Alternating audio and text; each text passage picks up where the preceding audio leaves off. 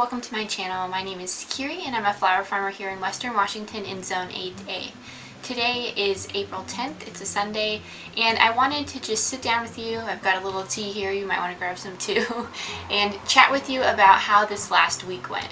So my goal was to ease into the season with some small arrangements, and it wasn't that easy, I would say. Went out on Monday and I picked a bunch of tulips from in front of my house, and that has a much different microclimate than where I'm growing my tulips in the raised beds. So that gets hot afternoon sun, and so that is a lot warmer, and so those tulips are popping like crazy. And those are just landscape tulips that I wanted to just have. But my coworker has been very patiently waiting for some flowers, so I thought I would just give her her own bouquet. We had the craziest weather earlier in the week. On Monday and Tuesday, it was like hailstorming with like wind gusts that were just crazy, and then it would be like sunny 10 minutes later, and then hail, and it was just never ending. And I actually went out to the greenhouse because I wanted to take some of my tender annuals inside because we're going to get down to 31 degrees on Monday or Tuesday night. And I went out there and I opened up the door, and it was like one of those scenes from like Lost or something like that, where like they're on a plane and it's like gonna crash and the door just like rips off. Yeah, that's what happened to the panel. It just freaking ripped off, because I think when I opened the door it like made a vortex or something like that. I think I had a subscriber comment that when I put the greenhouse up about if I was worried about wind. No, I wasn't, but I guess that came back to bite me. So my husband was so nice and he helped me Gorilla Glue the little bit that was broken and then reinstall the panel. So it wasn't that big of a deal, but I'm definitely going to watch not to go out there and open the door when it's super windy out. I also had one anemone bloom, which was pretty awesome, and then some of my ranunculus was blooming as well. This week I just started picking them because it's like maybe I can do some small arrangements or something. So I've been storing those tulips and ranunculus and daffodils in the fridge, and I did check. I don't have any ethylene gas releasing produce in there, so we should be okay. Tuesday was just like another doozy in terms of weather, just hail and sun like non-stop, and it's just like you can't rely on the weather forecast anymore. It's kind of sad. So I was a little bit disappointed because we were supposed to go into the office, but that got canceled, so I wasn't actually able to bring that bouquet to my coworker because she lives quite a bit of ways from me. I decided to pivot and do a giveaway for that bouquet. So I have not officially announced my business to anybody in the community besides like my neighbors. I have that Facebook page for my town, and I just posted in there, you know, hey everybody, I'm Kiri, introduced myself, and then announced the giveaway, posted that on my Facebook page, and I had a lot of engagement on that, which was really, really awesome, and a lot of positive feedback. And so many people actually did comment that they saw the stand and they were wondering what it was, so they were glad to actually know. And then I wake up the next day on Thursday, and I got a bunch of messages saying, hey, I think there's a fake account trying to spam your giveaway. And yeah, there was some fake dew and bloom flower farm, no spaces between the dew and bloom part, that was like messaging everybody saying that they won and they needed to like submit their personal information to like register. So thankfully I had a bunch of people that were really on top of that messaged me and reported that page. I'm thankful that they were so helpful in that, and that everybody was really understanding, because it's like, how does that even happen? And somebody even commented like, who spams flowers? And it's like, seriously? Like, and then I also had so many people on Thursday messaging me, asking me if I did have any flowers, even though I had mentioned that I'm probably going to have flowers Easter weekend. So I decided to kind of do like a soft opening, I guess, where I foraged a bunch of different flowers. So up behind my house, there's woodlands, and there's a lot of different flowers and foliage that I can use. So the salal that grows up there is super useful. There's also some naturalized bleeding hearts and hyacinthoids, I guess, like I think they're like, maybe they're Spanish bluebells, something like that just grows around up there. So I was able to pick some of that, and also some mahonia, also known as Oregon grape, The leaves are a little bit pokey, but it's not too bad if you're not like rubbing your hands all over them. And I will admit that arranging these took a lot longer than I expected, but I'm not upset about it or anything. It's just I was like, oh man, this is surprising. But I was like so anxious. I had all this stuff picked and like lined up to ready to go, and I'm just like frozen with anxiety, like okay, where do I start? So I was able to figure it out. It took me about 4 hours in total on Thursday night to forage and to arrange. I'm not expecting that to happen again, but I just wanted to make sure that everything was looking really good for this, really my first impression. You know, the daffodils, I don't think those count. Jumping back to the daffodil situation, I think I did seem kind of sad in the last video where I was talking about that. And I think the reason why I just like wasn't impressed with that sale was because that wasn't the brand. That's not my brand. That's not the style that I'm going for. I'm trying to go for fun arrangements like this.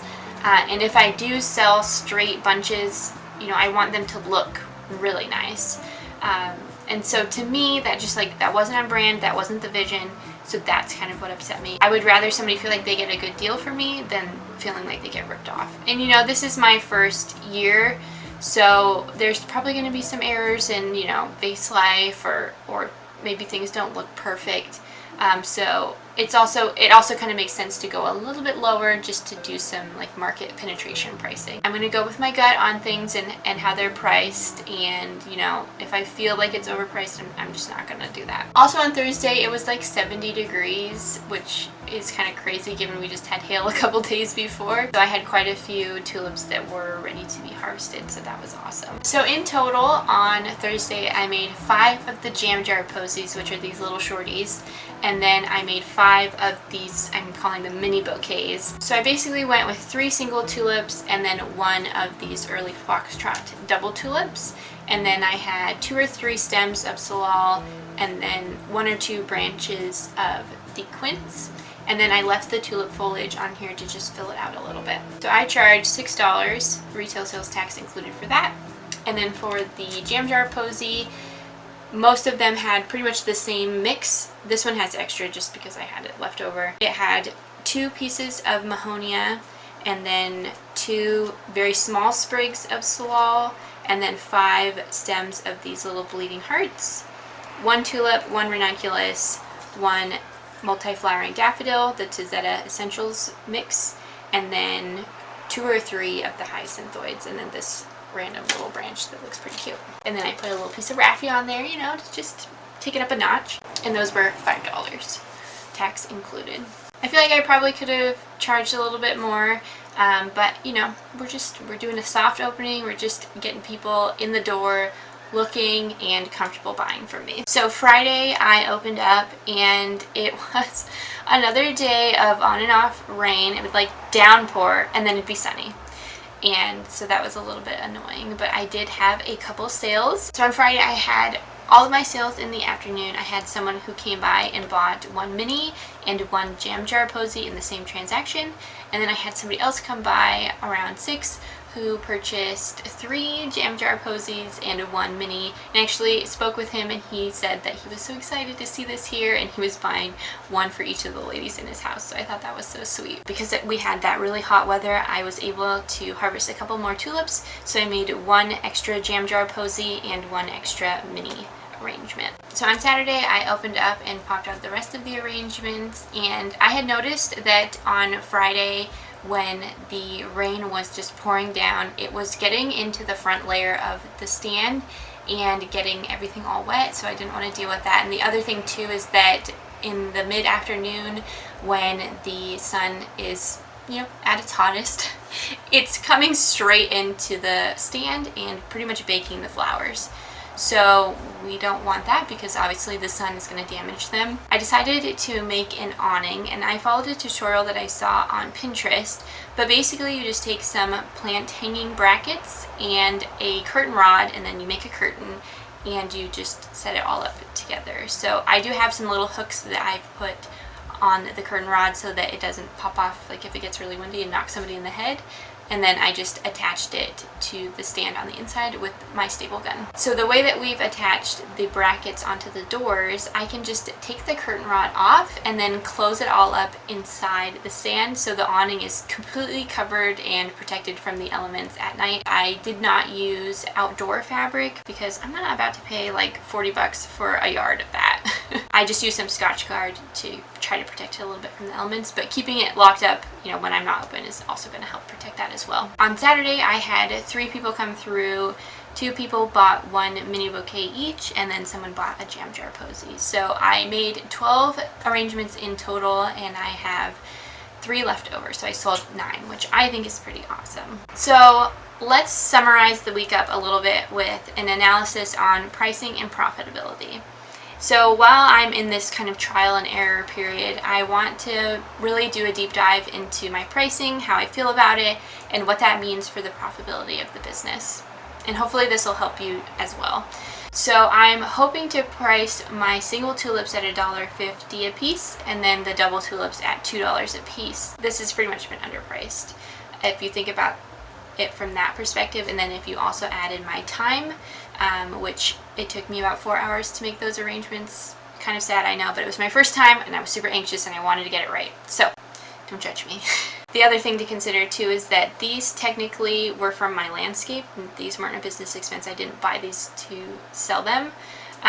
So that technically doesn't have a cost to the business, and neither does anything that I've foraged. The real cost is the time that went into arranging them.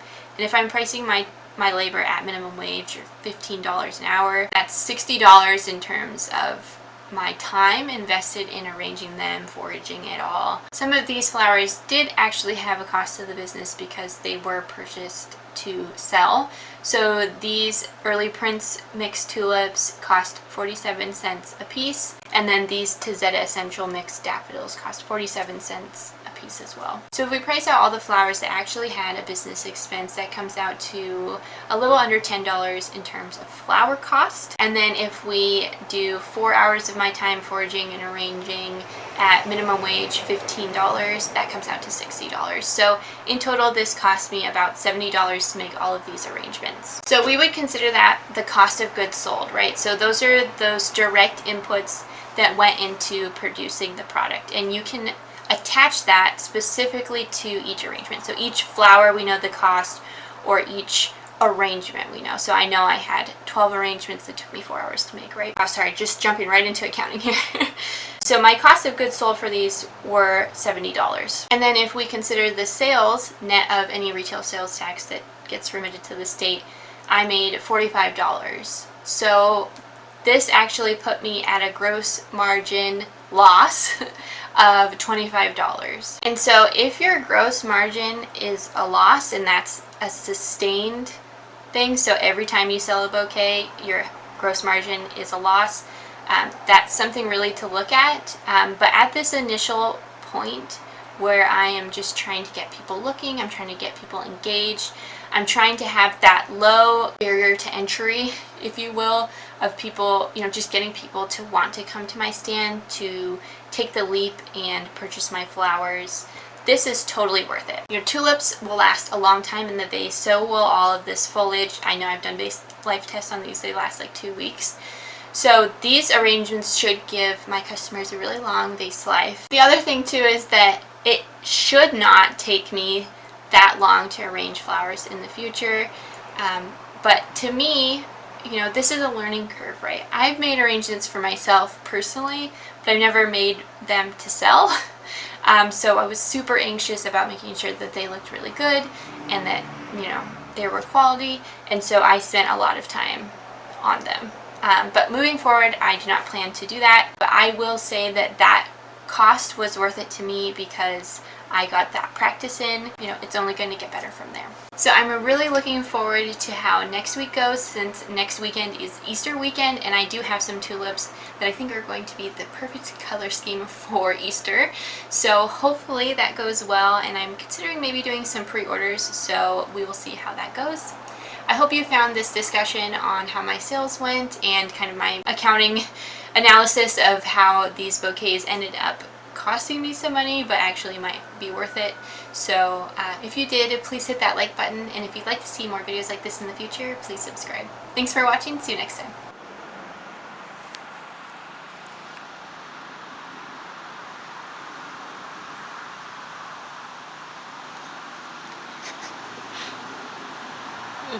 You're in a rush, buddy?